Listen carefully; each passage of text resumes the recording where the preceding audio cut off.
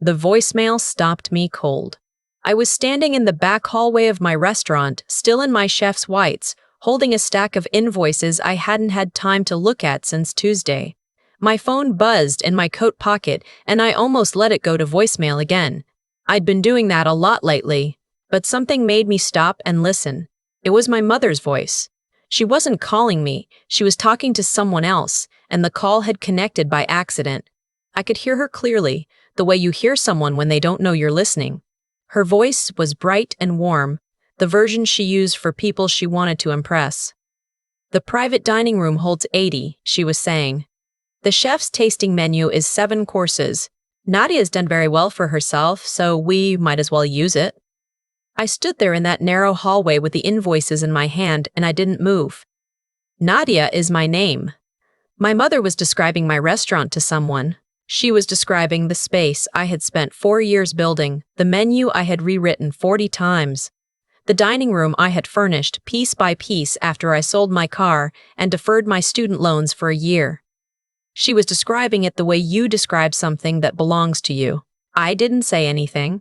I listened until the call dropped, then I set the invoices down on the metal shelf beside me and stood very still for a moment. I already knew what she was doing, I just didn't know who she was doing it. I just didn't know who she was doing it for yet. My younger sister Renata had gotten engaged 3 weeks earlier.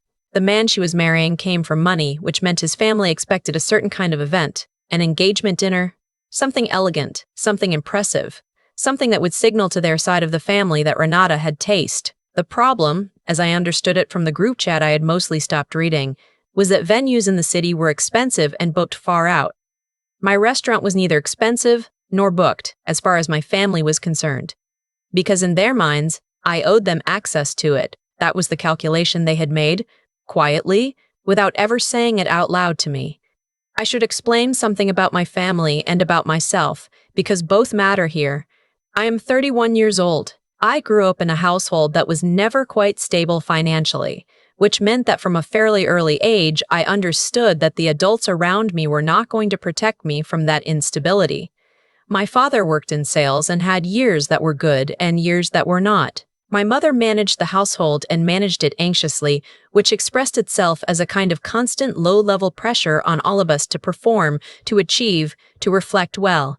My sister Renata, who was 4 years younger than me, was the one who did this most naturally. She was pretty in a way people noticed, charming in a way that read as effortless, and she had a talent for making our mother feel proud in public. I did not have that talent. I was quieter and more interior, and I spent most of my adolescence in the kitchen.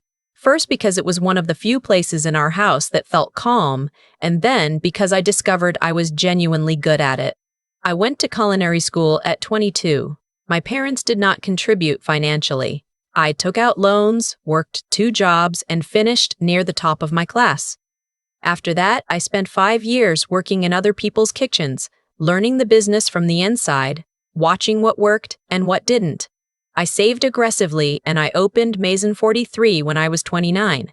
It is not a large restaurant. It seats 62 in the main dining room and 20 in a private room we used for special events. The food is modern American with classical technique, and we have been reviewed well. We are not famous, but we are full most nights, and we are mine. My family came to the opening. They ate dinner at a table by the window, and my mother told me the portions were small. My father said the prices seemed high for the neighborhood. Renata said she loved it, which I appreciated, but she said it in the way she said most things, a little too brightly, a little too quickly, like she was checking a box. After that, they came occasionally, always expecting a discount, which I gave because it was easier than the conversation that would happen if I didn't. They never paid full price. They never asked about the business in any real way. My father once asked if I was making enough to live on. My mother once suggested I add a pasta dish because it would be more approachable. And now my mother was on an accidental voicemail describing my private dining room to someone as though she had already arranged everything.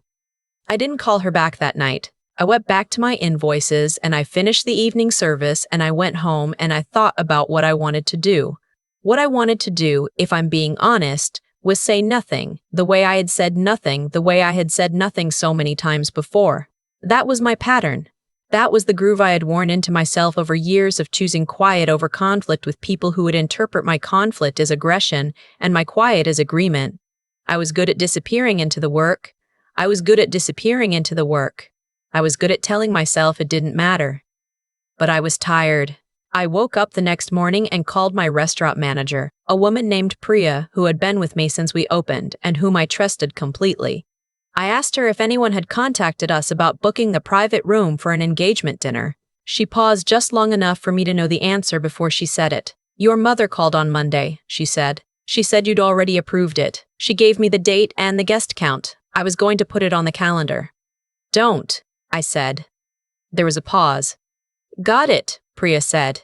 She had worked with me long enough not to ask questions she didn't need the answers to yet. I want to be specific about what my mother had done, because I think it's easy to smooth over this kind of thing and call it a family misunderstanding, and it was not that. She had called my business and represented herself as acting with my authorization. She had given a head count and a date and implicitly committed me to providing a private 7-course dinner for 80 people without asking me, without telling me, and without any discussion of payment. When I did the rough calculation in my head, the private room, the tasting menu, the service staff, the wine, I was looking at somewhere in the range of $12,000 to $15,000. She had done this as though it were nothing, as though my restaurant were a resource she was entitled to deploy. I thought about calling her and saying all of this directly. I thought about it for most of that day. What stopped me wasn't conflict aversion, or not only that, it was something more like clarity. I had learned over 31 years that direct conversations with my mother about the ways she dismissed my autonomy tended to produce a specific result. She would become hurt. I would become the person who had hurt her. And whatever had actually happened would get lost in the management of her feelings about being confronted. My father would side with her. Renata would stay diplomatically silent. And in the end, I would apologize for something that was not my fault, because that was easier than watching my family reorganize itself around my unwillingness to apologize. I was done with that sequence, so I didn't call. I let the booking sit in that space where my mother believed it was confirmed and Priya knew it was not. And I waited. The dinner was scheduled for a Saturday 5 weeks out. I heard about it secondhand through Renata, who texted me a week after my mother's voicemail to say she was so excited and she knew I would make everything perfect. The text had the particular quality of a message from someone who has been told good news by someone else and is passing it along without fully registering that the person they're telling might not have been part of the original conversation. I replied, "I'm glad you're excited. We should talk before then." She sent back a heart emoji. I put my phone down. 2 weeks before the dinner, my mother called me directly. I answered. She was in a good mood. She told me about the guest list, which had grown from the 80 she had mentioned on the voicemail to 96. She mentioned that Renata's future mother-in-law had specific dietary requirements and she'd already passed them along to Priya. She asked me whether I could do a floral arrangement that matched Renata's color palette, which was blush and ivory, and whether I thought the private room could be set up with round tables instead of the long configuration we usually used. I let her talk. I had my notepad in front of me and I wrote down the head count and the round table request and the dietary notes, and when she finished, I said, "I need to ask you something." "Of course," she said. "Did you plan this dinner with the assumption that I would do it for free?" The pause that followed was very brief, but it was there. "Nadia," she said, "this is your sister's engagement dinner." "I know what it is," I said. "That's not what I asked you." I just thought. She stopped. "It's not like you'd charge family. It's not like I wouldn't need to cover the cost of food and staff in the room for an evening," I said. "This is a business. I have employees. I have vendors I pay. What you're describing is a 96-person private event on a Saturday night." Her voice changed in the way it always changed when she felt accused. It got quieter and tighter and very careful. "I didn't realize you were going to make this difficult." "I'm not making anything difficult," I said. "I'm explaining how restaurants work." She said she would talk to my father, which in our family's language meant she was going to involve him in a way that would reframe the conversation as me being unreasonable. I said that was fine. We hung up. My father called that evening. He was measured and not unkind, which was his way when he was functioning as a diplomatic intermediary, But the argument he made was the one I had been expecting, that family helped family, that I was in a position to do something generous, and that this was an important moment for Renata. He did not address the money I would lose by closing my private room on a Saturday. He did not ask how the business was doing. He said Renata would be hurt if I made this into a transaction, and the word transaction landed with the weight he intended it to, freighted with implication about what kind of person reduces family love to dollars and cents. I said, "I'm not closing the room." He was quiet. "I'm not going to host the dinner," I said. "I haven't agreed to this. No one asked me. Mom called my manager and booked it without telling me, and that's not how this works. If Renata wants to book a private event here, I'll give her the family rate, which is 20% off. But I'm not donating a Saturday night." He told me I was being selfish. He used that word specifically, and I noticed it, and I set it down somewhere in my mind to look at later. We ended the call without resolution. What happened next was a sequence I had not fully anticipated, which I should have, because I know my family. My mother called Renata. Renata called me, crying, saying she didn't understand why I was doing this, that she had thought I was happy for her, that the whole thing was going to be ruined. I let her cry for a while, and then I said, "I am happy for you. I want to host your dinner. I need it to be a real booking, with a contract and a cost, not a favor that gets called in indefinitely." She said that seemed cold. I said, "It's not cold. It's how I run a business that I worked for 4 years to build." She said she'd think about it. She didn't call back. Instead, approximately 10 days before the scheduled dinner, I got a text from my mother telling me that arrangements had been made and everything was confirmed, and she hoped I would be professional about it. I read that text 3 times. Then I called Priya. "Has anyone been in contact with you about the Saturday booking?" I asked. "Your mother called again on Tuesday," Priya said. "She confirmed the menu and the guest count. She also mentioned that a coordinator named Shelby would be handling logistics on the day." I closed my eyes for a moment. "Priya, I need you to clear that Saturday for me. The private room stays dark. If anyone calls about the booking, you tell them there was an error in the system and it was never confirmed." "Done," she said. She had worked with me long enough. I want to say here that what I felt in those days leading up to the dinner was not primarily anger. It was something more like exhaustion, and under the exhaustion, something that might have been grief, because what I was watching, in real time, was my family's operating belief made visible, that my work belonged to them, that what I had built was a resource they were entitled to because they were my family, and that any assertion of my own authority over my own business was an act of disloyalty. I had spent my entire adult life careful not to make them feel that way, careful to absorb the cost of their assumptions, careful to be generous even when the generosity was taken without acknowledgement. And they had learned nothing from it. They had learned only that I would continue. The Saturday arrived. I was at the restaurant by 10 in the morning, which was normal for me. We had a full dining room that evening, reservation only, and the private room was locked. I had not told my family that the booking was canceled. I want to be precise about that decision because I've thought about it a great deal since.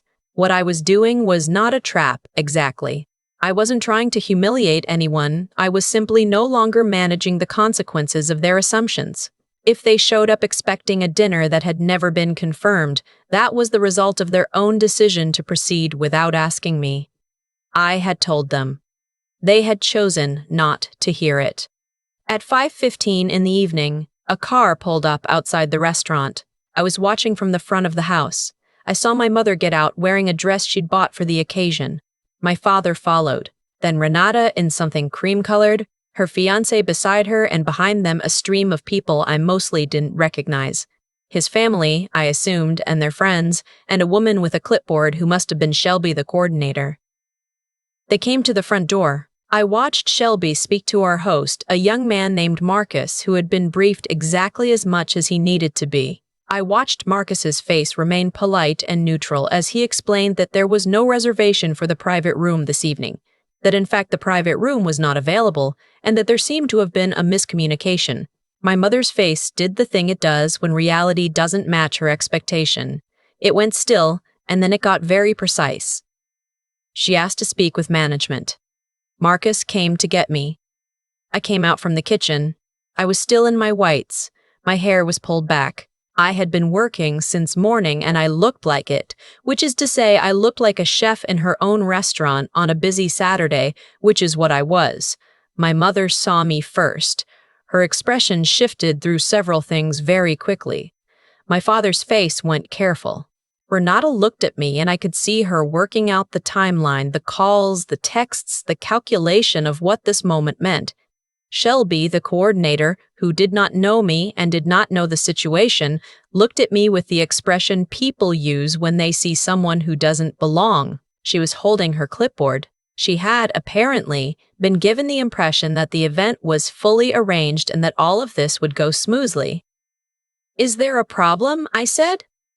My mother found her voice first. "Nadia, this isn't funny." "I'm not doing anything funny," I said. "I'm working. Our guests are here," she said. She said it with a firmness that was meant to communicate that the presence of these guests, 80 or 90 of them now accumulating on the sidewalk behind her, created an obligation that superseded anything I might think or feel or have decided. "I know," I said. "I can see them." Shelby stepped forward. She had the professional composure of someone who had managed difficult situations at events before, and she was applying it now. "Hi, I'm Shelby. I coordinated this event. Is there a manager available to help us sort this out?" "I'm the owner," I said. She blinked once. "There's nothing to sort out," I said. "This room was never booked. There is no contract, no deposit, no confirmed reservation. We're at full capacity in the main dining room tonight. I don't have space for your event." The silence that followed was the kind that happens when a large number of people simultaneously realize that the situation is not what they were told it was. Renata made a sound I won't try to describe. Her fiancé put his hand on her arm. His mother, a tall woman in pearls standing just behind them, looked at my mother with an expression that said a great deal without saying anything. My father looked at me and said, in a low voice, "Nadia, think about what you're doing." "I have thought about it," I said, "for several weeks." My mother's voice came out differently now, quieter and with an edge I knew well. "You're embarrassing this family." "I gave you an answer," I said. 3 weeks ago, and then again when Dad called. I told you I couldn't host a 96-person dinner with no contract and no payment. You proceeded anyway. "You're doing this on purpose," she said. "I'm running my restaurant," I said. "On a Saturday evening, which is what I do." I looked at Renata. She was looking at me with an expression I hadn't seen from her before. Not hurt, exactly, though that was in there too. It was more like recognition, slow and uncomfortable, of something she had known and chosen not to look at. "I'm sorry," I told her, and I meant it. "I'm sorry this happened on your night. I want to celebrate your engagement. That offer is still there. But it has to be a real booking with terms we both agree to, not something that gets arranged behind my back and dropped on me." Shelby, the coordinator, had already stepped away and was on her phone. I heard her name a hotel 2 blocks down and say something about a ballroom. She was good at her job. The guests began to disperse, confused and murmuring. His mother had her phone out too. My father walked to the edge of the sidewalk and stood there with his back to me. Renata left without looking at me again. My mother was the last to go. She stood in the entrance of my restaurant and she looked at me with the expression she had for moments when she believed I had failed her in some fundamental way. I had seen that expression at my culinary school graduation when she'd said the ceremony was too long. I had seen it when I told her I was using my savings for a down payment on the building. I had learned not to move toward it. "You'll regret this," she said. "Maybe," I said. "I've regretted saying nothing before. I wanted to try the other thing." She left. I went back to my kitchen. The dinner service that evening was very good. We ran the tasting menu without a problem and turned the dining room once. One of the reviews posted the following week mentioned the halibut. I didn't hear from my family for 11 days. When I did, it was Renata who called first. She didn't apologize. Not exactly, but she was different on the phone than she had been, less bright, less performed. She asked if we could meet for coffee. I said yes. We sat in the place near her apartment on a Wednesday morning and she told me she'd been thinking about the timeline, about the calls, about what it meant that she had received my mother's version of events and never asked me for mine. She said she was embarrassed. She said she told her fiancé's family that there had been a miscommunication, which was the most diplomatic framing available, and they had accepted it, though his mother had made a comment she would not be forgetting anytime soon. I told Renata I wasn't interested in punishment, that I'd never been trying to punish her. I told her I had been trying, for the first time in my adult life, to hold a line that should have been obvious, that my business was my business, that access to it was something that could be asked for and negotiated, not assumed and taken. She said, "Mom's never going to see it that way." "I know," I said. "I've accepted that." My mother did call eventually. She was not conciliatory, but she was different in a way that suggested she had made some kind of internal recalibration. She didn't apologize. She did not acknowledge that what she had done was wrong. What she said in a tone that tried to be pragmatic was that she understood I had a business to run. It was not enough. But it was the first time she had said those words in that order, and I noted it. My father emailed me, which he had almost never done, and said he'd been thinking about the dinner. He said he understood that he had asked me to be generous and hadn't considered what generosity was actually costing me. He said he was proud of what I'd built, and he was sorry he hadn't said so more clearly. It was 2 paragraphs. I read it several times. I didn't dissolve into relief or forgiveness the way I might have once. I felt something quieter than that. I filed the email in a folder and went back to work. The engagement dinner happened 6 weeks later. Renata called and asked, directly and without intermediaries, whether I would host it. She asked about cost. I walked her through the event pricing. She didn't flinch. We signed a contract, a real one, with a deposit and a date and terms. On the night, I cooked the best meal I could. The private room was dressed with flowers and the colors she'd chosen, blush and ivory, and we used the round tables she'd wanted. I came out at the end to say a few words, which Renata had asked me to do, and I looked at her across the table and felt something I hadn't felt in a long time. The straightforward pleasure of doing something well for someone I actually loved, on terms that were honest. Her future mother-in-law, the tall woman with pearls who had stood on my sidewalk and made a pointed comment about miscommunications, shook my hand at the end of the evening and said the food was the best she'd had in the city in years. She asked for a card. I gave her one. My mother was seated at the far end of the table for most of the evening. She did not come to the kitchen. She did not make suggestions. At one point, I saw her looking at me from across the room with an expression I couldn't quite read. Something complicated and not entirely comfortable, and I held her gaze for a moment before I turned back to the service. There is a thing that people don't tell you about finally holding a line, which is that it doesn't feel like victory. It feels like arriving somewhere after a very long walk and sitting down and being tired and knowing you are in the right place. There is no fanfare. There is no apology that makes everything whole. There are just the ordinary days after, in which things are different in ways that are small and real. I open the restaurant at 10 most mornings. I walk the dining room before service. I check the mise en place and talk through the menu with my team and watch the room fill up in the evening with people who chose to come here, who made a reservation and showed up and paid for what they ate. It is mine. I know what that means now in a way I did not before. Not because I built it. I always knew that, but because I refused to let someone tell me that the fact of my building it had somehow made it theirs. That's the thing about making something out of nothing. People will always try to stand close to it, and there is only one way to make sure it stays yours. You have to be willing to say so. There is a version of this story where I say nothing, where I absorb the cost, cover the evening, smile at the guests, and go back to my kitchen and tell myself that keeping the peace was worth it. I have lived that version before. I know exactly what it feels like. Not like generosity, not like love, but like slow erosion. Like giving away pieces of yourself in increments so small that no single piece feels like a loss, until one day you look up and realize you have been funding other people's comfort with your own silence for years. What I learned from Nadia's story, and from my own, is that there is a direct line between what we allow and what continues. Not because people are cruel by nature, but because most people will expand to fill whatever space you leave them. When you do not hold a line, you are not being kind. You are teaching the people around you that the line does not exist, and they will believe you and act accordingly, and one day they will be shocked when you finally draw it. That is the cause, and that is the effect. It is not mysterious. It does not require blame or bitterness to understand. It simply requires honesty about how patterns form and how they end. Nadia did not blow up her family. She did not punish her sister. She did not make a scene at a dinner table or send an angry message she would regret. She ran her restaurant on a Saturday evening. She answered the questions that were asked of her. She said the words that needed to be said, plainly and without drama, and then she returned to her work.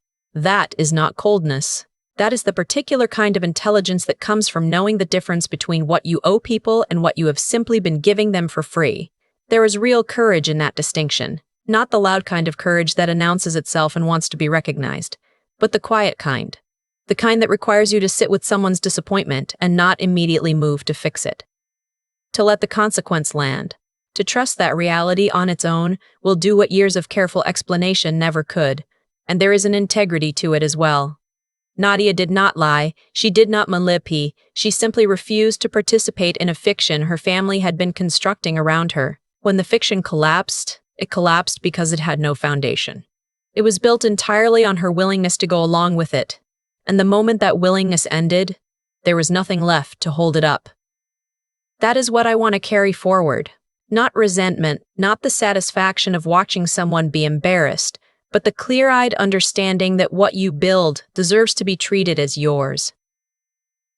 That saying so is not selfish. That the people who tell you it is selfish are often the same people who benefit most from your silence. You do not have to be hard to hold a line. You do not have to stop loving someone to stop absorbing their costs. You only have to decide, quietly and without fanfare, that the thing you made is yours, and then act like it.